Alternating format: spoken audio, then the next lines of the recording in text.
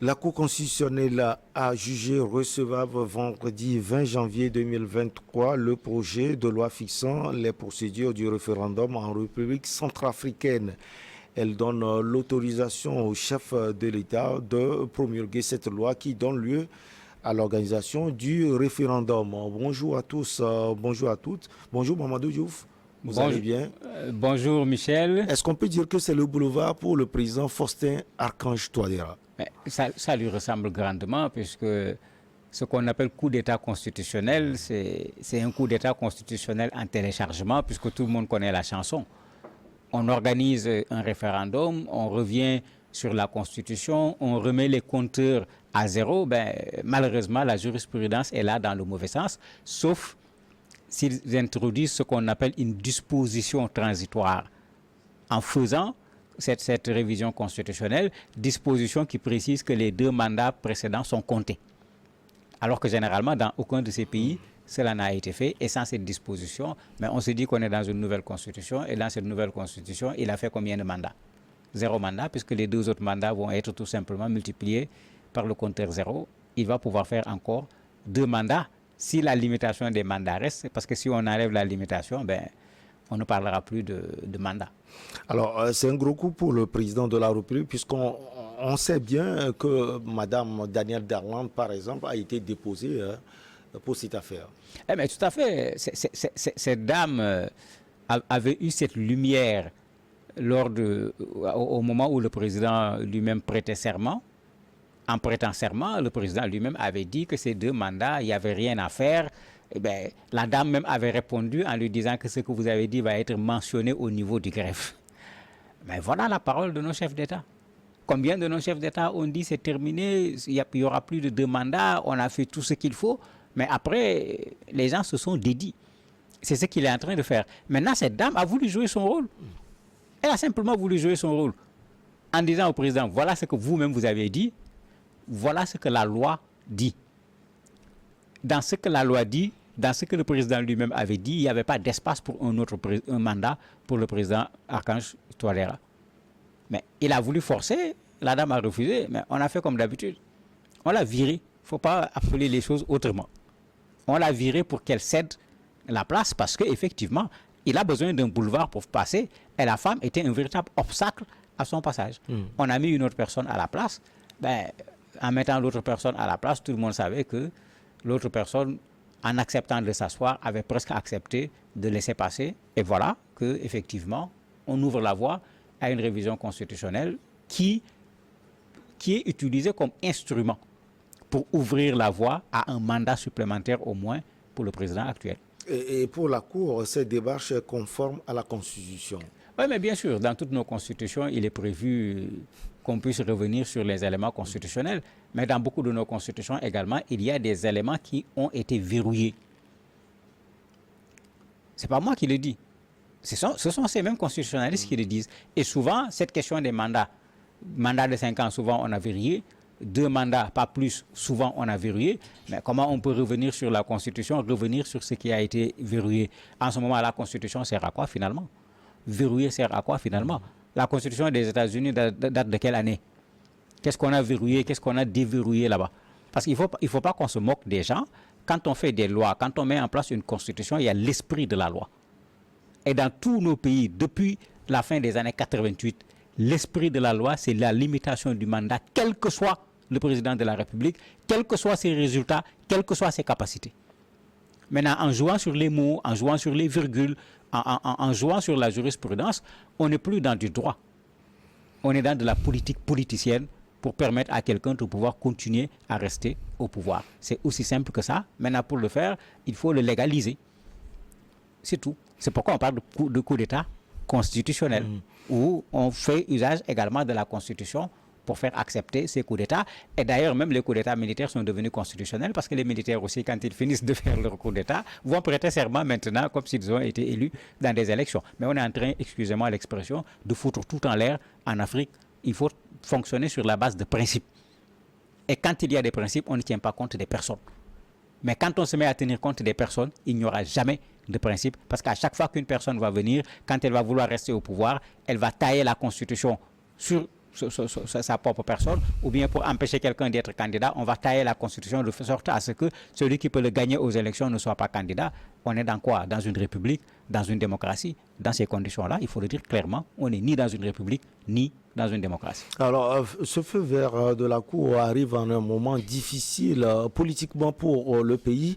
On a eu la chance d'interviewer Martin Ziguélé, par exemple, Anissé Georges Ndongwele et d'autres, Maître Tchangaï, qui ne sont pas du tout contents, non seulement de la gouvernance du président Faustin Archange Touadéra, mais également de sa démarche actuelle. Mais tout à fait. Mais qu'est-ce qu'on a fait de ces opposants? On ne les a pas laissés tranquilles. Vous avez vu quand ils ont voulu organiser une manifestation pour dire qu'ils sont contre le projet, je ne dis même pas le référendum, contre le projet même de modification de la Constitution. Mais vous avez vu, on a tout fait pour les empêcher de manifester. On parlait hier de la manipulation des Russes. Les Russes sont rentrés dedans. On a fait des messages pour dire aux gens que les organisateurs eux-mêmes ont annulé la manifestation alors qu'ils n'ont jamais annulé la manifestation. Tout ça pour empêcher les gens de vouloir manifester. Pourquoi? Parce qu'effectivement, on veut que le président reste au pouvoir et les arguments qu'on a donnés, aucun des arguments n'est satisfaisant. Le président est arrivé au pouvoir dans un pays en guerre où la situation était beaucoup plus difficile que la situation actuelle, parce que dans la situation actuelle, aidé par la Russie, aidé par Wagner, aidé par le Rwanda, aidé par la MINUSCA, ils ont quand même récupéré une partie du territoire centrafricain qui était entre les mains de l'UPC en particulier. Aujourd'hui, l'UPC est en train de se manifester à nouveau. Il y a eu une attaque tout récemment pour dire que le problème n'est pas totalement résolu, c'est vrai, mais ce n'est pas un argument pour qu'il reste au pouvoir. Il a fait sa part, mais il n'a qu'à laisser un autre venir faire sa part. La continuité peut-être pour le président Touadéra face aux défis sécuritaires aidés par la Russie et les autres partenaires peut-être, ça urge pour la République centrafricaine selon vous? Mais pour les Russes, ça urge. Parce que ils ont un partenaire actuellement. Celui qui risque de le remplacer après des élections. Est-ce qu'il va rester dans la posture de Touadéra? Et c'est là où les gens doivent faire attention quand on veut remplacer les Russes par les Français. Mais c'est ce que les Français faisaient exactement que les Russes font. Voilà la personne qui nous arrange. Il faut qu'on fasse tout pour que cette personne reste au pouvoir, quitte à piétiner les principes qu'on nous dit partout. Il faut respecter des élections transparentes, etc. Mais quand c'est la personne qui t'arrange, on ne dit rien. Blaise Compaoré a fait combien d'élections au Burkina qui n'étaient pas transparentes? Vous avez entendu la France se lever, contester ou faire quoi que ce soit? Rien du tout, parce qu'il faisait l'affaire de la France sur plusieurs plans dans la sous-région. Mais les Russes sont en train de vouloir faire la même chose avec Touadéra.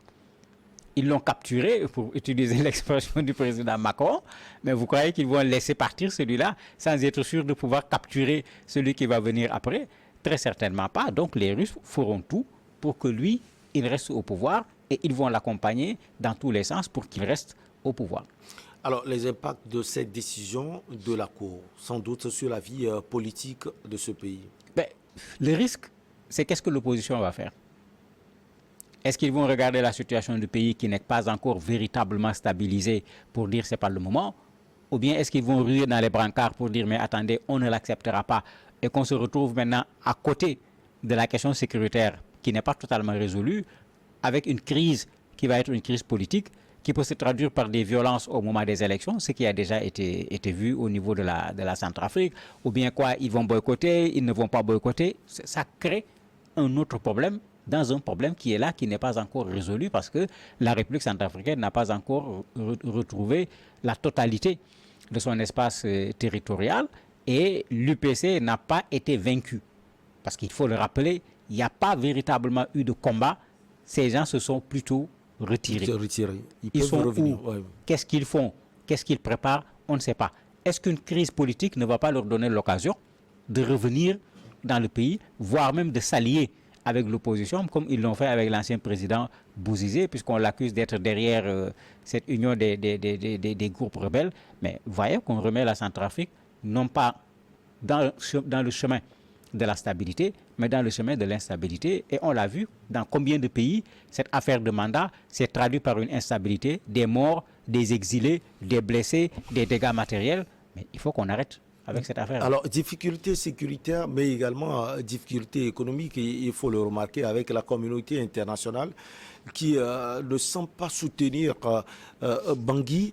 Est-ce que cette décision de la Cour également peut de plus en plus pousser cette communauté internationale à s'éloigner définitivement de la République centrafricaine? Mais quelle communauté internationale?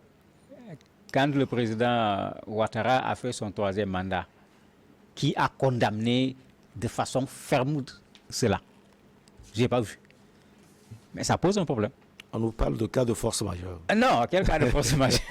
De cas de force voulu, oui, parce qu'on ne voulait pas perdre les élections dans ces conditions. Il faut qu'on reste pour gagner les élections, mais ce n'est pas de la démocratie. Ce n'est pas de la démocratie. On ne fait pas tourner la démocratie autour d'une personne. Non, ça tourne autour d'un principe. Et les personnes passent, le principe, il reste. Mais avec la Centrafrique, c'est ce qui risque de se passer. Mais différemment, parce que là-bas, il y a la Russie, et comme ceux qu'on appelle communauté internationale actuellement sont contre la Russie, et c'est la Russie qui risque de soutenir Touadéra, vous allez voir, leur réaction va être plus forte que la réaction qu'ils avaient eue quand il y a eu 3e mandat en Côte d'Ivoire.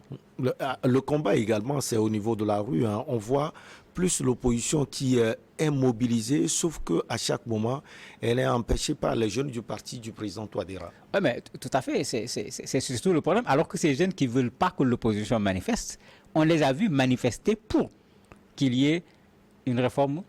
Et ils étaient clairs, pas seulement pour la réforme, ils disaient clairement pour qu'il y ait une réforme, pour que le président Touadéra puisse continuer. Puisqu'ils étaient très clairs. Les politiques ne parlent que de réformes, ils cachent la chose derrière sans le dire, mais les jeunes en manifestant avaient dit clairement qu'ils veulent que le président soit candidat. Mais manifestation pour manifestation, c'est ça que j'appelle le principe. Si le parti au pouvoir peut laisser ses partisans manifester, il doit pouvoir laisser également les partisans de l'opposition manifester et dans les mêmes conditions. Amener la police, les protéger, les encadrer, mais pas protéger les uns et puis mater les autres. Alors, qu'est-ce que l'opposition centrafricaine peut faire aujourd'hui? Boycotter les échéances électorales à venir dans ce pays ou bien, dans cette situation, continuer la lutte? Je me dis qu'il vaut mieux continuer la lutte, mais il vaut mieux qu'ils tirent également les leçons. Et la meilleure leçon qu'ils doivent pouvoir tirer, c'est de se rendre compte que s'il y a un seul ennemi qui est Touadéra, d'un point de vue politique, quand je parle ennemi, d'un point de vue politique, mais si on veut le vaincre, il est plus intéressant de mettre les forces ensemble que de disperser les forces. Mais malheureusement, malgré tout ce que nos opposants nous disent généralement, quand il faut se mettre ensemble pour une union d'action sur une question concrète, on peut parfois le réussir, mais sur un programme qui soit beaucoup plus élaboré, qui soit beaucoup plus long, on a souvent du mal à le faire. Et bien sûr, le pouvoir ne va pas rester sur place, il va mettre les bâtons dans les roues pour les diviser, puisque c'est la division qui fait son affaire. Et d'ailleurs, au niveau de l'opposition centrafricaine, on n'a pas exactement le même discours sur cette question-là. Vous avez certains qui s'opposent de façon radicale, d'autres qui le sont de façon moins radicale. S'ils peuvent trouver une feuille de route sur laquelle ils vont s'entendre pour pouvoir s'opposer à la réforme constitutionnelle, si c'est possible, à défaut d'amener les populations à voter non au référendum, parce que ça également c'est un combat.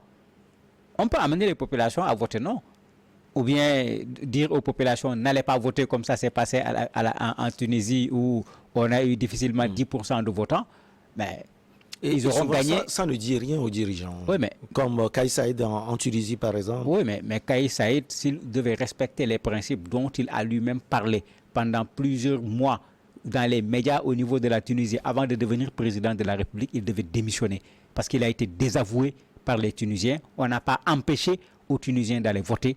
Les Tunisiens ont refusé d'aller voter, montrant clairement qu'ils avaient même du mépris, parce qu'ils ne voulaient même pas aller dans les urnes et dire non. C'est-à-dire pour eux, ce n'était pas une affaire de voter oui ou non, c'est du référendum même qu'ils ne voulaient pas. Mais si le président respecte les principes, il devait tout simplement démissionner. Mais chez nous, des présidents qui démissionnent, peut-être depuis Senghor, on en cherche, on n'en trouve pas beaucoup. Dernière question à vous, Mamadou Diouf, le président Faustin Archange Touadéra peut peut-être profiter de la situation actuelle de l'opposition qui n'est pas totalement unie pour se faire des amis. Oui, surtout que Bozizé n'est plus considéré comme un opposant politique, il est plutôt considéré comme un rebelle. Bah, vous voyez qu'il y a une force de l'opposition parce que ce n'était pas quand même quelque chose de négligeable qu'on met de côté. Qu'est-ce que Bozizé va faire? Est-ce qu'il va se considérer comme rebelle, continuer à s'approcher des groupes rebelles avec l'UPC? Est-ce qu'il va s'approcher de l'opposition politique pour les renforcer sans pour autant pouvoir lui-même être dedans? Parce que je me demande comment il va revenir pour le moment en République centrafricaine avec la façon dont il est parti et ce dont on l'accuse. Mais tout ça, c'est un véritable problème. Alors que mettre Bozizé de côté, mettre l'opposition de l'autre, c'est déjà une façon d'affaiblir l'opposition centrafricaine. Merci beaucoup à vous, Mamadou Diouf. On marque, comme d'usage, la petite pause et on revient avec notre invité.